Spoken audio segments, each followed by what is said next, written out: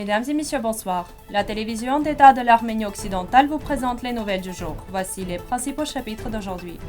Séance ordinaire du Parlement d'Arménie occidentale. Le président Armenak Abrahamian condamne les infiltrations des forces armées azéries sur le territoire de l'Arménie et de l'Artsakh. Reportage Qu'est-ce que l'Arménie occidentale le 15 mai. Les troupes azerbaïdjanaises ont traversé le territoire de la République d'Arménie. Adam Schiff a fait appel à l'administration du président Biden. Remplacement de commandant des forces de maintien de la paix en Artsakh.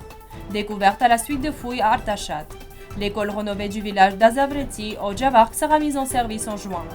Jour de la commémoration de Fridtjof Nansen, injuste pour les Arméniens d'Arménie occidentale. Le 12 mai, la séance ordinaire du Parlement de la République d'Arménie occidentale s'est tenue sous la présidence du président du Parlement, Leonardo Basmadian. Des députés de la République d'Arménie occidentale, des États-Unis, de Syrie, d'Argentine, d'Artsakh, d'Arménie orientale et d'autres pays ont assisté à la séance. Les députés ont discuté des questions d'organisation actuelle de la situation politique de la région. Une attention particulière a été accordée aux récentes actions agressives de l'Azerbaïdjan à la frontière avec Syunik. Le Parlement s'apprête à présenter la portée de ces questions au Parlement de différents pays. Il convient de rappeler que la séance ordinaire du gouvernement de l'Arménie occidentale aura lieu aujourd'hui. Le président Armenak Abrahamian vient de condamner les infiltrations des forces armées azéries sur le territoire de l'Arménie et de l'Artsakh.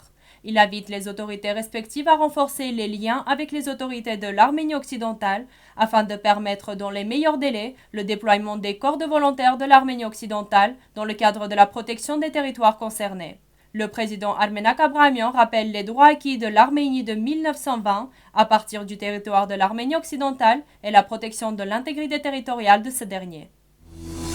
Chers abonnés, le 15 mai à 21h, un reportage Qu'est-ce que l'Arménie occidentale sera diffusé sur la plateforme Zoom. Reporter Guillermo Caramagnan, consul de la République d'Arménie occidentale en Argentine. Vous pouvez également suivre le reportage sur le groupe Facebook de l'Arménie occidentale. Le président de la commission du renseignement de la Chambre des représentants américaine, Adam Schiff, s'est adressé à l'administration du président américain Joe Biden à propos de l'invasion de la région de Syunik par les forces azerbaïdjanaises. Je suis profondément préoccupé par les informations récentes selon lesquelles les troupes azerbaïdjanaises auraient pénétré en Arménie. Si cela est vrai, il s'agit d'un acte de provocation dangereux qui pourrait entraîner de nouvelles pertes en vie humaine. Il est temps que les États-Unis réalisent que notre politique a encouragé le président azerbaïdjanais Ilham Aliyev à dégénérer à une escalade militaire, risquant une nouvelle guerre, a écrit le membre du Congrès américain sur sa page Facebook. Schiff a noté que le financement militaire ne devrait pas être fourni à l'Azerbaïdjan, qui se livre généralement à des violations des droits de l'homme et viole la souveraineté de ses voisins. J'ai été en contact avec l'administration du président Biden et je l'ai exhorté à s'engager plus profondément à travers le groupe de Minsk, maintenant plus substantiellement que jamais. Selon les rapports, l'Azerbaïdjan prend ces mesures quelques jours à peine après que le secrétaire d'État a refusé de manière injustifiée de fournir une assistance directe à l'Azerbaïdjan. Nous ne devons pas fournir un financement militaire à une nation qui est souvent impliquée dans des violations des droits de l'homme et qui viole la souveraineté de ses voisins, a-t-il écrit. Le journal Hrabarak écrit: il y a déjà un remplacement pour le commandant du continent de maintien de la paix russe stationné en Artsakh, Muradov. Le lieutenant général Alexei Avdeev, commandant adjoint du district militaire sud des forces armées russes, poursuivra son service en Artsakh pendant les 6 prochains mois. Il arrivera aujourd'hui à Stepanakert, les affaires seront remises dans les 2 semaines. Avdeev est né en 1967 à Tashkent et est général de troupes d'officiers motorisés. Il a reçu les ordres pour les services à la patrie, 3e et 4e degré, l'ordre de Joukov, pour la mérite militaire, les médailles Amitié, l'ordre de Suvorov et d'autres récompenses de la Fédération de Russie. Rustam Muradov est également le commandant adjoint du district militaire du Sud. Grâce aux efforts de Muradov, 67 prisonniers de guerre détenus en Azerbaïdjan sont retournés dans leur patrie. Suite aux fouilles sur une petite colline au pied de la rivière Artashat et au pied de la chaîne de Khorvirap, un bain romain, des palais et les fondations d'un aqueduc romain du XIIe siècle ont été découverts. Comme le rapporte Armen Press, lors de la réunion avec les journalistes, le chef du département d'archéologie de l'Arménie ancienne, de l'Institut d'archéologie et d'ethnographie, le chef de l'expédition des fouilles d'Artashat, Mokortish Zartarian, a déclaré que des fouilles avaient été commencées à Artashat depuis 1970. Selon lui, un grand bain romain a été découvert dans le quartier riverain, riche en mosaïques, doté d'un double plancher chauffant, d'un système complexe d'approvisionnement en eau et de drainage. Selon Zartarian, le quartier révèle une période très intéressante de la vie d'Artachat, lorsque la culture romaine a eu une influence sérieuse sur la culture locale. Les 15 collines d'Artachat ont été densément construites.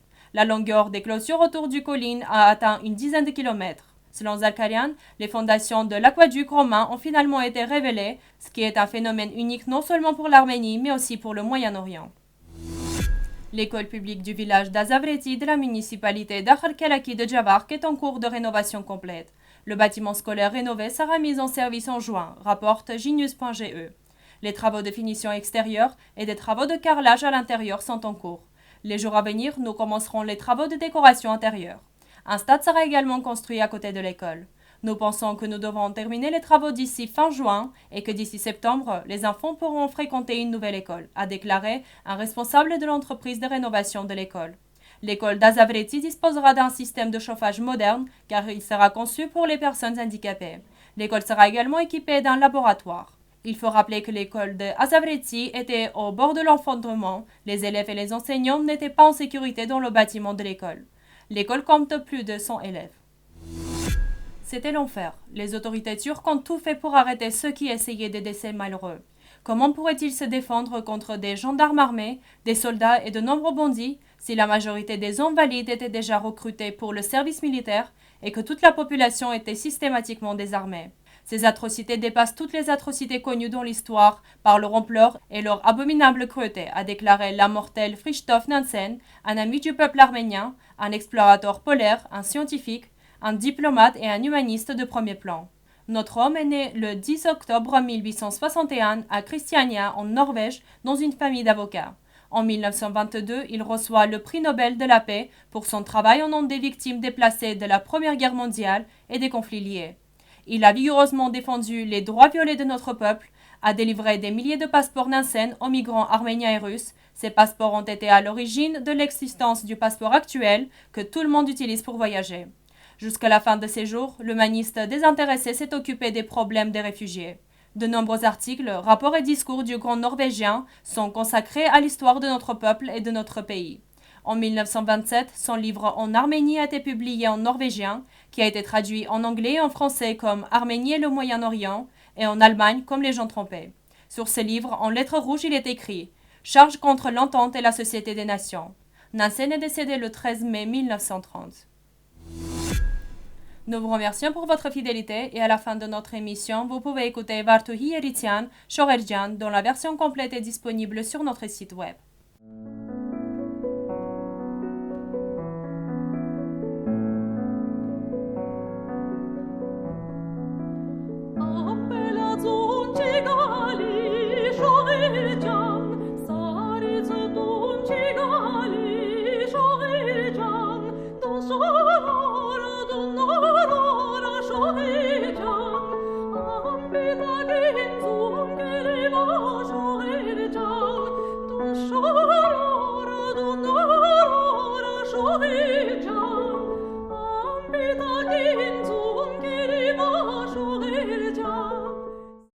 Voilà ce que nous avions préparé pour vous. Nous vous souhaitons une bonne soirée et à bientôt.